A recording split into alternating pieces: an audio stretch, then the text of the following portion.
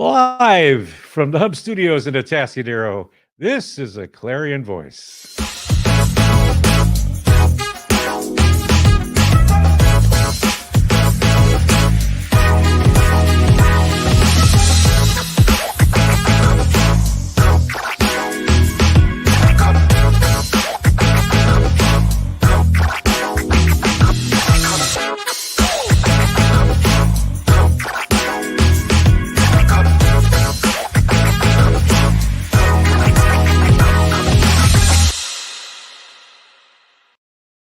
Good morning. Welcome to a Clarion Voice on a Tuesday, May 16th. We hope that you'll have a great day, and we hope that we'll make it even better today with our guest, and that would be John Donaldson. John, thank you so much for being with us today. We really appreciate it. My pleasure, Mark. And in case you noticed the last name, this is Mike's brother. I just mentioned that just for people that are identifying with the Donaldson family. So in any case, don't hold it against him, okay? Anyways, today we're gonna talk with John about his walk, and currently you're a realtor in Templeton, correct? Yeah, main office is in Templeton. I have a satellite office in Paso Robles as well. Yeah. Okay, very good. And you have been in this area for how long? Since 2008. Okay, very good. All right. And what I wanted to focus on this morning is the fact that you just went to England, recently, earlier this year. Now, what was the purpose of going to England? So there was a national leadership conference with the Vineyard churches over there, and that was centered in Trent, which is just outside of Nottingham. So that was the main purpose for going. But we did, prior to going to Nottingham, we were in the south of England on the coast and visited a couple churches there. We had a team of about 19 of us ended up going. I see. Okay, so then this was actually your second visit, because your first visit was 40 years ago. It was. Okay. So what I would like to know is, how has your perspective changed spiritually from the time you first went as a young man to now? Wow, that's a big one. So when I first went with John Wimber and Lonnie Frisbee and Don Thomas and Blaine Cook and all those other names many of you may recognize from the early days of Vineyard, I was in my early 20s, obviously. And, I was fairly recently saved, but God was moving in signs and wonders in ways that we didn't really understand much back then, but we were going with the flow. I was part of a young singles group. It was an unofficial group, but we hung out together all the time. All we wanted to do was, read the Bible, worship, and talk about God. It was a lot of fun. So that group, in part, many of us went on that trip with John back in 82. And so back then, it's perspective-wise, it seemed just pretty wild, to be honest. We saw God doing healings, mostly physical healings before our eyes. It was kind of that power evangelism that John coined and ended up teaching on later on. Because when somebody gets miraculously healed, they're real likely to believe and to trust God. Compare that to this recent trip. We were asked by the leadership, the Vineyard leadership there, to come back, as many of the original people, if they could. They're hungry for the next move of God. They've been watching, as many of us have, around the globe to see what God's been doing with revival and so forth. And so the ask came, and the word kind of spread to some of us. There was a good number of us, of the 19 that were there from the original. Some of them I hadn't seen in that 40 years, so that was quite enjoyable to reconnect. But we again, I think the purpose for the vineyard leadership was to um, see how God might honor that or use that, from so many years ago. I see. And so, as far as this most recent visit compared to when you first went, what changes do you see? In your walk or in people's walks in general. As far as their spiritual nature. Well, I got to say, confess, I guess, I've been quite complacent in the last several years. And when my older sister, Karen, had mentioned that they were going to England and they had invited some of the original team members to go again, I thought, well, why would I do that? I was just, not in a servant mind state, I guess, is the way to put it. But watching what God's been doing and then experiencing the power of the Holy Spirit at the Ken Fish conference that Out of the Mire Ministries hosted, I thought it woke me up. And I thought, wow, this is very reminiscent of that feeling when I was first saved and involved in Vineyard in the early days. So going over there this time, I had to throw several fleeces before the Lord. There was finances. There was my passport, which expired in March, and getting that lately is quite a task. But God made it happen in 3 weeks, which was amazing. And I thought, okay, He really wants me there. So going this time, I really honestly felt, Mark, like, well, what do I have to offer? I was asking the Lord that as He was drawing me back into this. And, I had a few people praying over me and for us as a team. And one of the words came from my brother-in-law, Roger. He said, and I hadn't told him that I was feeling, unworthy and so forth. But he said, John, God said that all you have to give is all you have. It's all you've been given is all you have to give. And I thought, well, that's safe. I can do that. So I went over there feeling a little unpolished, but God's merciful. And truthfully, the doing the stuff, as John Wimber would call it, it hasn't changed. Hasn't changed a bit. It's listening to God, relying on Him, and just being obedient. Or jumping off the cliff, as my sister Karen likes to say. It's all about faith, right? Right. And so to get back to your point about the difference spiritually, I think first off, there's a real hunger there. Again, they're watching what's going on in the world, and they say unashamedly, we are ready for the next move of God.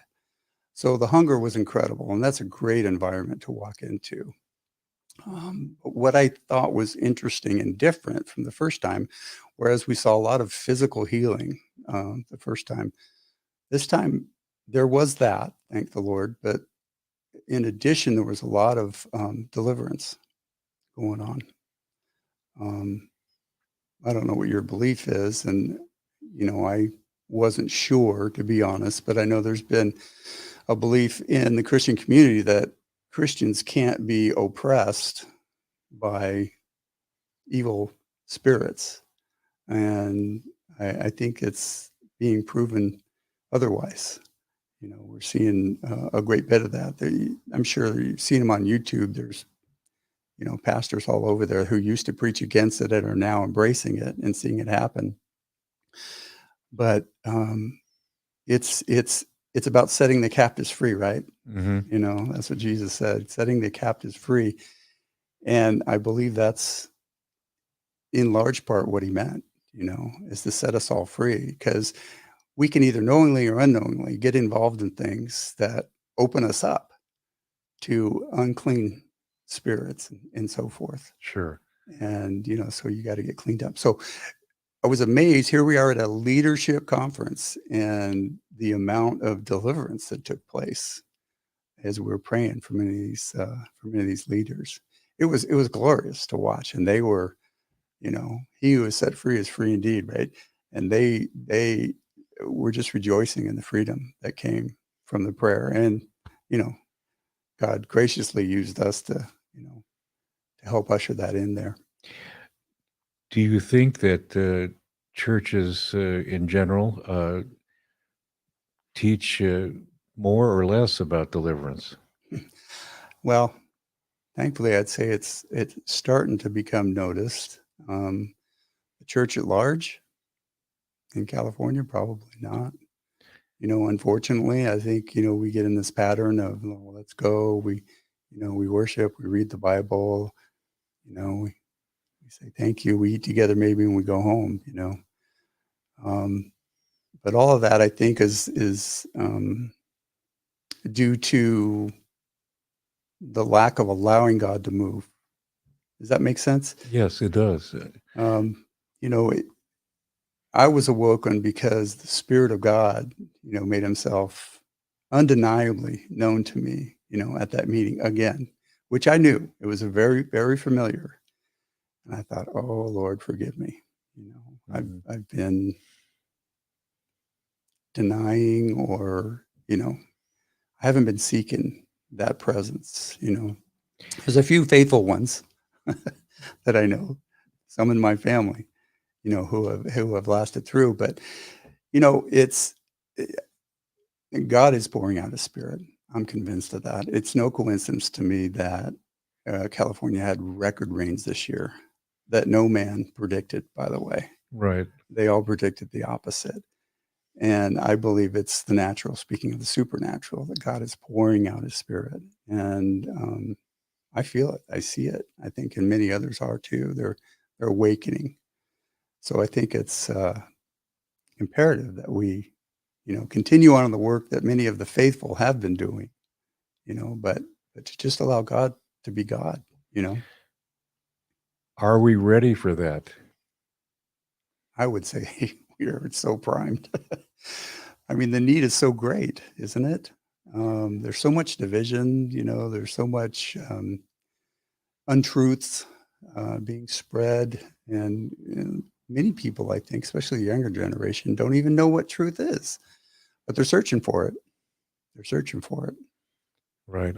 I just think that in large part that corporate churches or corporate worship, is lacking as far as teaching about the Spirit, and the movement of the Spirit. Um, do you think that there should be, more teaching about the basics, the foundations within churches? Teaching is always, a good path to go. I think exampling, allow God to be God. Like I say, it's pretty easy when God shows up and sets free or heals or does any of those um, miraculous things, in front of us. Even a word of knowledge, right? I mean, that get somebody's attention. When the Lord speaks to you about somebody that you don't know. You know, Do you feel like people are waiting for the seen as opposed to relying on the unseen? Because it talks about in Hebrews about faith is the substance of all things hoped for and the evidence of things not seen. Do you feel like people want to see it first before they believe? that's human nature, isn't it? It's so much easier to believe when you see it. Myself included. For years, I'm like, okay, where are you, God? Are all those things we experienced in the past just the past? And again, to be redundant, I think His presence just changes everything that way.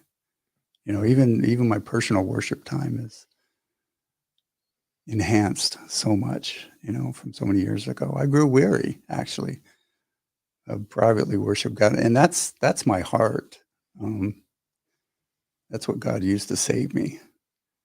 Was adoration towards Him, and Him just inhabiting those praises and feeling that presence. It was like, I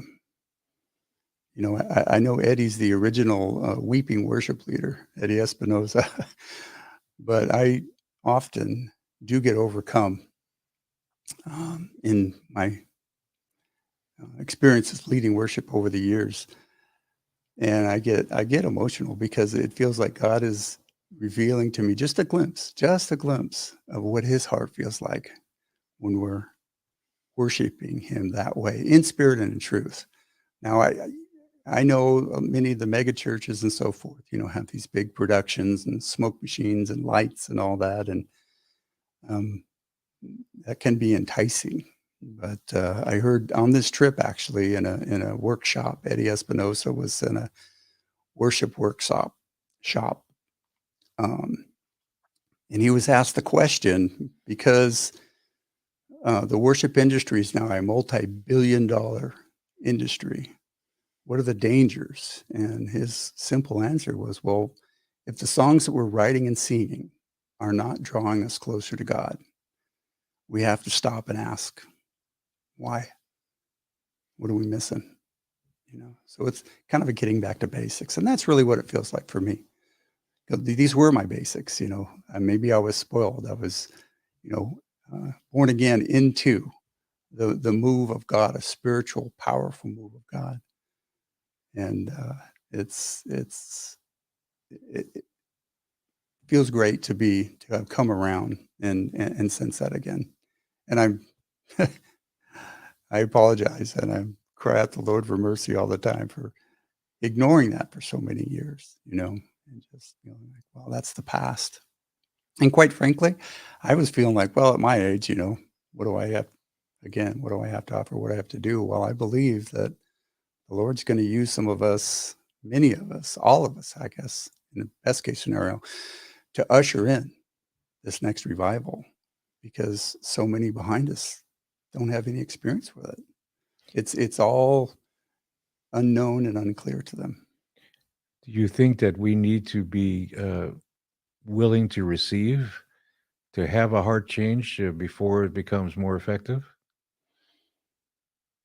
Well, I did, and it was a sin of complacency for me, and God has certainly changed my heart towards that, and I feel more drawn to and compelled, maybe is a better word, to spread his word. So often we think about evangelizing as just getting people saved, just get them to say that sinner's prayer,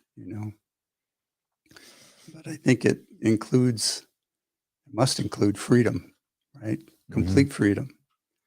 And that comes through healing and deliverance and, all the above. Okay.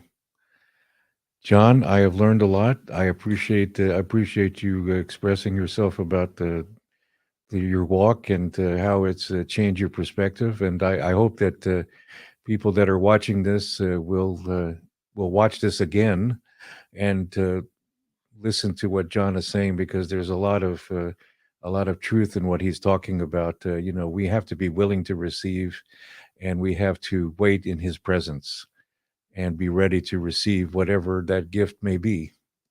And it's different for everybody. And so thank you again, John, for being with us. And we sincerely hope that you will share this video with someone, and that you will also press the button for the bell, rather, for notifications in the future about future broadcast. And if you have any comments, please comment on the video page for our YouTube channel, A Clarion Voice. And we look forward to hearing from you in the future. And this is Mark Sobowitz for A Clarion Voice.